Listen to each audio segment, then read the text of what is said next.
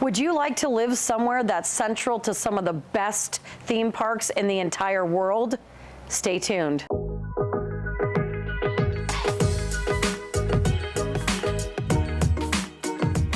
Hi, this is Denise from Vivid Lifestyle Realty, your go-to source for all things real estate and lifestyle in beautiful Corona, California, and the surrounding areas that we serve. And today we're going to talk about something really fun. We're going to talk about the top 7 theme parks near Corona, California. And by near, considering their theme parks, I'm saying somewhere in the proximity of about 45 minutes to an hour and a half, and that includes light traffic, but not terrible traffic. So I just want to, these are super fun things to talk about. And it's really nice if you're moving to the area from like up north or anything, or if you're moving to the Corona, California area from out of state, what exactly you have access to within a very short amount of time. It's a lot. So let's dive right in. So number 1, and these are in no particular order, just I'm numbering them just so you can kind of keep track, but we're going to dive right into number 1. So number 1 is Disneyland and California Adventure. They're attached. If people don't know or if you haven't visited before, Disneyland's on one side and California Adventure is like, there's I don't know, like a 20-foot path, and like Disneyland's on one side and California Adventure's on the other. You can visit them separately, you can pay, or they have combo packs that you can visit them together in the same day or over a 3-day period. Now with this, I want to say this is 2023, and I want to say that we're not going to really discuss prices, because if it's 2 years from now or 3 years from now, they're still going to be here, but you just want to make sure that you check, because things do change quite drastically. And obviously Disneyland is going to be one of the top ones, and it's going to be one of the most expensive ones. So we'll get to some other ones that are a little bit, more cost effective. There's also, coupons or discounts or deals that they have too, so you might want to check those types of things out as well. So one is Disneyland and California Adventure. From Corona, California, it's about a 45-minute to an hour drive. They do have ample parking and parking garages, which are a fee, but they, sorry, something blew my eye, but they definitely, staying in the parking garage really helps keep your car safe. It also, where you've parked, and if you're coming back at 11 o'clock at night or 10 o'clock at night, and the kids and the family are all tired, you kind of know where you're going. So for a lot of different reasons, that's just a good way to park. But if you're trying to be a little more cost effective, they have other options as well. They also have something called Downtown Disney, which has shops and restaurants, and sometimes people can just go pay, a certain fee, a smaller fee for parking, and then enjoy that for the day and then leave. You don't have to go to the theme parks or pay to go to the theme parks for that. But if you are paying to go to the theme parks, that's something that you can add on as well. That's really fun.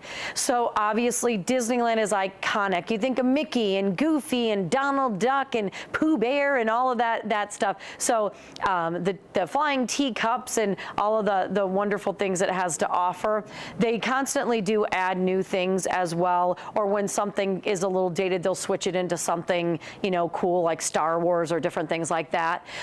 Also, then you have California Adventure, which is a little bit more like modern, smaller. It just has kind of like a country bear feel. So they're both really, really cool. They don't have as many rides and as the selection and everything and the castle and everything that Disneyland has, but it is really neat to add that on just so you can say, hey, I checked that off my list. So Disneyland is really, really great. It's also in Anaheim, California, which they have tons. It's Orange County. They have tons of restaurants, shops, hotels, so you can stay on the property or outside of the property and still have that really, really amazing opportunity to go, do something that's magical, shall we say. So it is really, really a great thing to do. And a lot of times if you're going on rides at a lot of these places, they've added this, but you can get like fast track or fast passes where at a certain time you can come back where the line's less and you kind of avoid very long lines. So that's something that will help make your visit a little bit less stressful. And then really a lot of people come in the summer.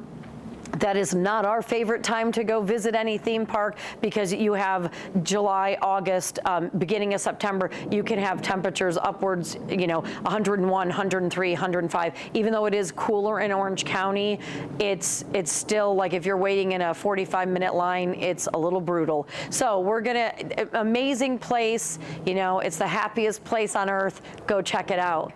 Number 2 is Knott's Berry Farm, and that's kind of a magical place too. The ticket price is a little bit less than Disneyland, so that's a little bit better on your budget, but they have like a Peanuts theme with Snoopy and Woodstock and Charlie Brown and different thing, which is really, really nice. They also, even though Disneyland decorates for Halloween and like Christmas and it's magical, Knott's Berry Farm does like a haunted park, and it's called Knott's Scary Farm, and they really go all out. Like maybe if you have really little kids, that's not for you, but they usually have the park open during the day and then they do that for like a month or so in the evening. But they have different themed areas like circuses and clowns and dolls and all sorts of different creepy, scary stuff.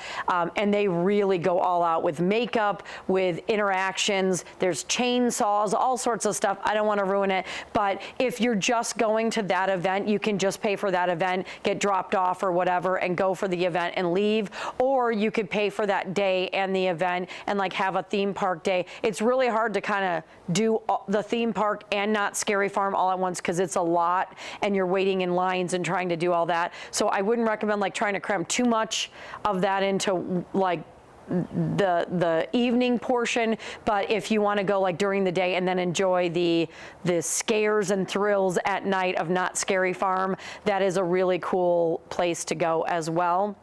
So those are not too far from each other, and from Corona, that's around an hour away in Buena Park. But both of those are just iconic and amazing places to visit. So we're going to go into number 3, which still is in, the San Diego area, which is about an hour and a half from here, or an hour and a half to 2 hours. And we're going to get into number 3, which is SeaWorld.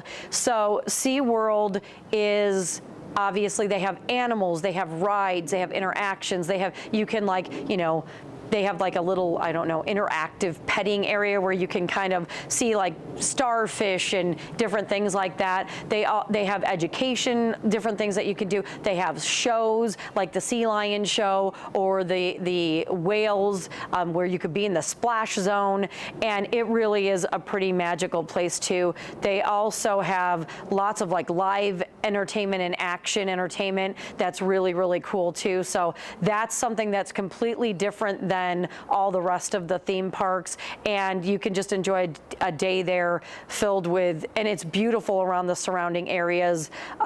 You can go, San Diego has beautiful, you could go to Coronado Island, you can go where Hotel Del is, you can go to the city, the beach, Seaport Village, like there's so many things around there that you can do. That's like a totally different experience from Orange County as well. So that's really, really fun. And also their ticket prices, like everything other than Disneyland is a lot more, reasonable for your budget. But obviously Disneyland is the papa of theme parks and everyone comes from all around the world to go see that. However, SeaWorld too is just really, because you get to see animals close up and really respect and encourage like your kids to be kind to animals, and they really can get a different perspective than just seeing them in a book or, as a stuffed animal. They really can see, how big a whale really is and how they react and what they can do, and their relationship with humans as well.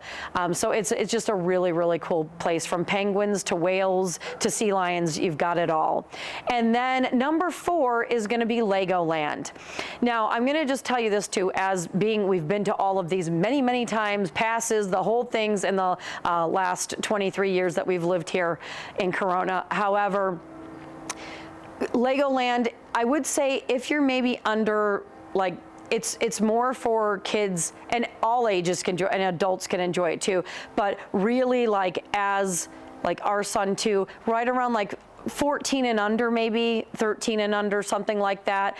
Like I said, you can go with all ages, but it has a lot of things geared a little bit more towards that type of age group. However, as an adult too, they have cities built with Legos. They have all of these amazing things with Legos that definitely is something to check out. They also have some really fun rides too that are for older kids as well. But if I was planning a day, unless you have little kids and older kids, I would say that anything under 14 years old is more something that would be enjoyable more for that age range, but it's still a really, really cool place. They sell Legos, they build with Legos. It's pretty amazing, so definitely go check that out. All right, so number 5, we're gonna head up to the LA area, past the LA area, more towards Burbank, and we're going to go to Universal Studios. Now, Universal Studios, like I said, all of these are so different and so amazing. And if you haven't been there, it really is at least once or twice in your life or your child's life to go check it out, because it's very amazing. So they have Universal City Walk, and that's like a downtown Disney where there's shops and restaurants, but it's a little bit like on steroids. There's bands and music and so much stuff going on in downtown Disney, in a Universal City Walk. Really neat to check out. Once again, you don't have to go to the theme park to be there or to go in there, but it's a nice addition if you do pay to go in, and you can go see that as well.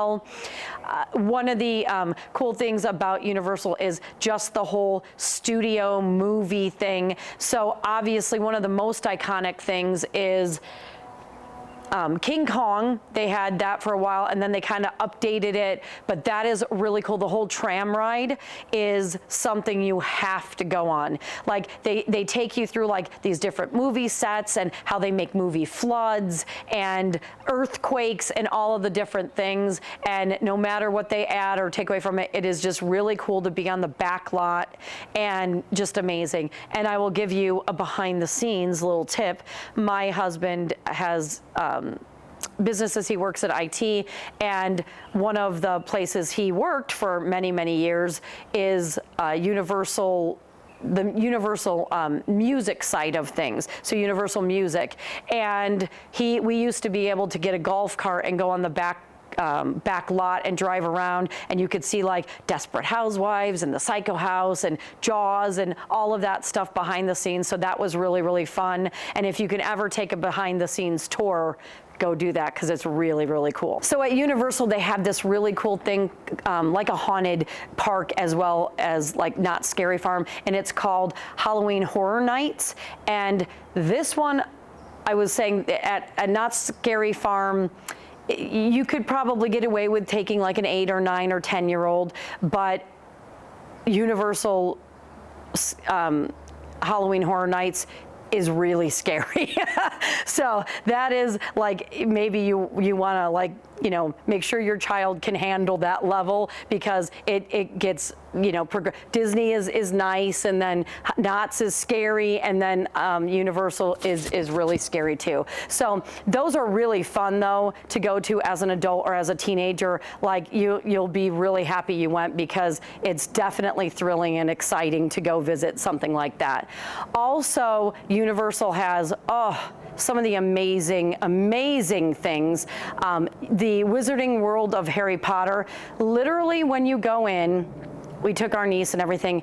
You are entering a different world. You are entering the wizarding world of Harry Potter. It's like you leave the park behind and they recreated an entire world. It is so, so cool. And so we got her wands, and even like, you know, my son's older or we're older, that was amazing. So the rides are so cool. What you can get, like the chocolate frogs and different things that they have in the movies, you can also experience all of those types of like, it takes you back, like you got sucked into the movie. And so that is amazing. And there's so many things, but you definitely cannot leave without checking that out. Amazing. And they did all these magic tricks with the wands and the lights flicked. I mean, they just went all out. Amazing, amazing, amazing. So now we're gonna move on to number 6, which is Six Flags Magic Mountain. And that is for the gung-ho theme park enthusiast. So it has very big roller coasters, a lot of amazing, crazy roller coasters, and just super fun. So they've been around a long time, Six Flags, and they know how to make your theme park experience really great. But if you do not, I'm not saying you wouldn't love to go walk around and everything, but they have very few little rides. A lot of them are pretty grand and pretty exciting, and you might rethink it as you're sitting in the seat. But like I said, those are amazing roller coasters. Most of the people, if you are roller coaster enthusiasts, love Six Flags, and you need to go check that out. And so that's a little farther out. It's like an hour and a half to an hour and 45 minutes. But really, when you come to think about the last 6, from 45 minutes to 2 hours, you can get to 6 or 7 different major theme parks that people visit from all over the world. And we have it in our state within 2 hours from Corona, California. So that is an amazing location, an amazing benefit to live in our general area. So Six Flags, it was great. That's number 6. Amazing, very thrilling, awesome thing to go visit. And then we're gonna throw in number 7. So if you don't wanna really take the trek and you don't wanna really go out there, because it's an event when you go to a theme park, you gotta leave early in the morning, you wanna stay till very late at night, everyone's tired, little kids get transported out on their mom and dad's shoulders. But yeah, it's just really a fun day, but it takes a lot and it's very expensive. So if you don't really wanna, you don't have the means right now, or you don't really wanna go gung-ho in, we did this throughout all of our, we still do this today with our kids that are grown, and is like the smaller type theme parks like Boomers or Scandia or Mulligan's, which they have all in our general area. Or Castle Park, lots of different things where they have little rides, more like carnival rides, and sometimes they'll have golf, mini golfing, or a little water park, or different rides like that, or water slides. They have tons of video games. So you can kind of just go there, hang out for a couple hours, 2, 3, 4 hours, spend a lot less money, a lot less time. You're not so exhausted. And sometimes they have go-karts and different things like that. And so those are really great, kind of sprinkled in through all of California, where you can kind of go on a less budget. You can go for a shorter amount of time, and most of them you can usually get to those smaller type carnival theme parks within 20 minutes to an hour of, 20 minutes to 45 minutes of Corona, California, or of a lot of the areas in, a lot of the, like pretty much throughout all of California, within a 30-minute drive, you can get to one of those types of places. So that's just an alternative. We have Mulligan's, which is in Murrieta, which is about 30 minutes from here. We have Castle Park, which is in Riverside, which is about 20 minutes from here. So they're just kind of sprinkled in, but it's a really fun thing to do. And then also Dos Lagos, which is right around the corner from us, is adding a VR, Odyssey VR, which is a really cool, like, virtual reality experience, and then they're adding an indoor trampoline park too. So those types of things are always really fun, and they don't take a lot out of you or out of your budget. So like I said, those are really some like 7 really fun things that you can do that aren't too far from Corona, California in the general area. And just to live, Vegas is 3.5 hours away. All of the theme parks are here. It is a pretty amazing place to live. And sometimes people go down this road that it can get expensive to live in California, and we don't have tax on food and different things like that, but what you get is well worth it. So I hope you enjoyed this video. If you have any questions, we'd love to be a resource. You can reach out to us via email. You can reach out to us on Instagram or Facebook at Vivid Lifestyle Realty. You can reach out to us on our website at vividlifestylerealty.com, and they have property searches that you can set up in there as well, and some resources. But then also, please, if you enjoyed this video or you'd like to see anything else, put it in the comments below. And if you could like, subscribe, and hit that bell, we'd really appreciate it. Thank you so much for joining us today. I hope you go check out some of these fun things to do, and we'll see you next time.